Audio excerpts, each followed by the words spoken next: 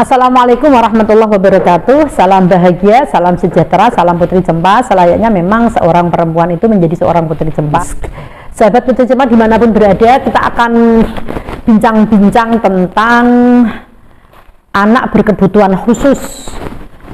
Tentu kita tahu bahwa tidak semua orang tua siap ketika melahirkan anaknya dan terdeteksi ketika usianya sudah 1 tahun atau 2 tahun ternyata anaknya tidak seperti anak sewajarnya, yang normal begitu kan. Jadi memang dia punya kebutuhan khusus yang harus dipenuhi oleh lingkungannya, oleh orang tuanya. Kadang-kadang ada yang autis, kemudian yang terlalu hiperaktif kan begitu kan. Terus kemudian ada juga yang mungkin Down syndrome. Oh sorry, apa itu? Down syndrome ya. Jadi kadang-kadang orang tua terlambat menyadari ketika wah ternyata anak saya ini harus diperlakukan secara khusus. Nah, apa sih sebetulnya yang perlu disadari oleh orang tua ketika melahirkan anaknya di usia yang masih balita begitu? Tentu tanda-tanda bahwa anak itu berkebutuhan khusus itu bisa terdeteksi kok sejak dini, dari sorot matanya, dari cara atau sikap pergerakan tangan dan kakinya itu bisa terlihat.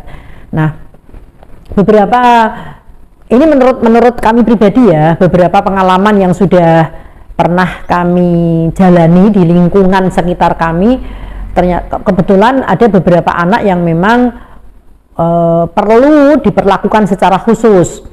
Di antaranya adalah anak autis. Jadi anak autis ini kan cenderung hiperaktif.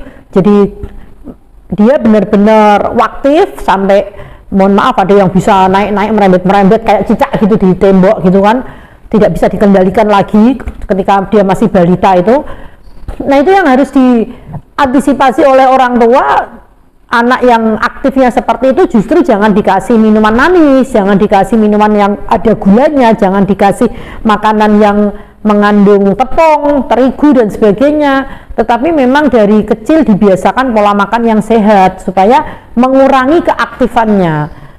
Orang tua yang tidak menyadari ketika anaknya ada tanda-tanda hiperaktif atau autisme itu malah justru seperti pengalaman kami pribadi di sekitar kami itu tetap diberi susu, tetap diberi minuman teh manis, tetap kemudian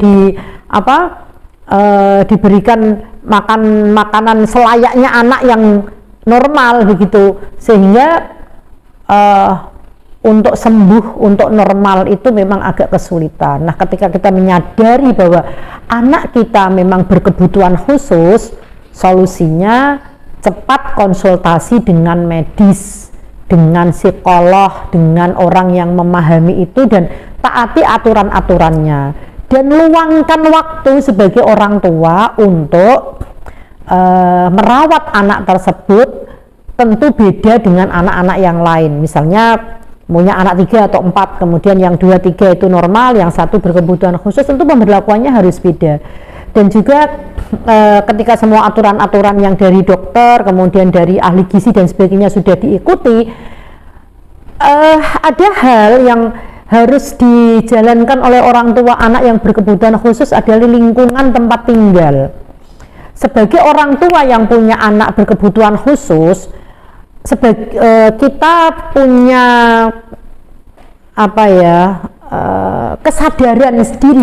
kesadaran diri bahwa anak saya ini tidak normal seperti anak-anak yang lain, sehingga dengan tetangga kanan kiri selalu berbuat baik, selalu meminta maaf, selalu minta kesadaran dari tetangga, mohon maaf ya kalau anak saya mengganggu, kemudian anak saya merepotkan panjenengan semua, saya minta maaf, tolong didoakan, mudah-mudahan saya bisa kuat merawat anak saya sampai dewasa begitu.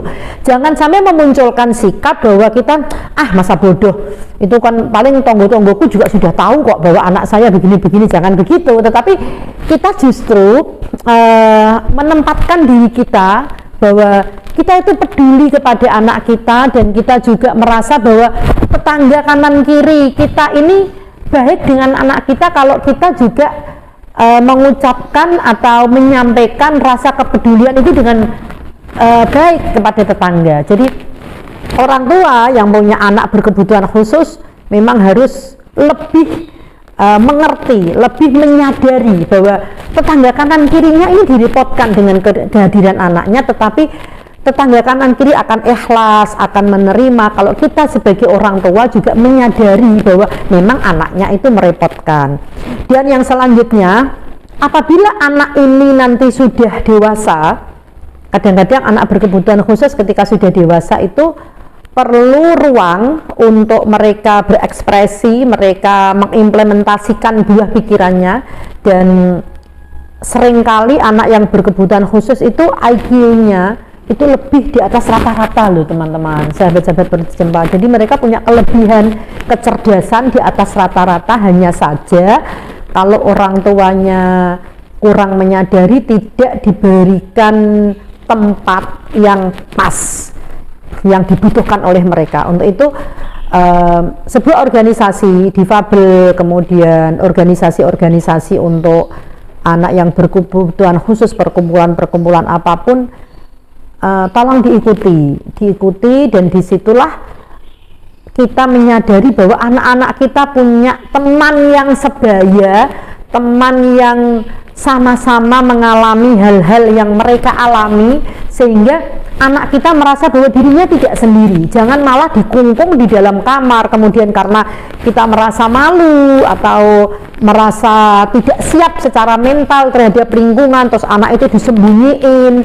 kemudian tidak diberi ruang untuk bermain sesuai dengan usianya atau bergerak sesuai dengan momen-momen hidupnya, itu keliru. Mestinya mereka diberi kesempatan untuk berekspresi di lingkungan yang mereka bisa diterima selayaknya anak yang normal.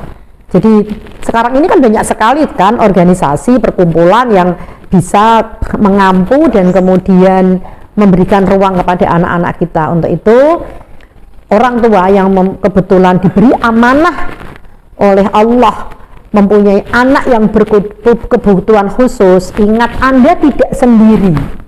Anda tidak usah malu atau kemudian menyesali atau kemudian mengabaikan atau bahkan kadang-kadang membuat itu sebuah kutukan. Apa sih salahku, kenapa anakku begini? Bukan, Anda tidak sendiri. Banyak di luar sana orang tua yang juga seperti Anda diberikan amanah oleh Allah anak berkebutuhan khusus. Dan jangan lupa, kadang-kadang anak yang kita anggap membuat kita repot itu justru nanti yang akan bisa memuliakan kita sebagai orang tua dan mensurgakan kita sebagai orang tua.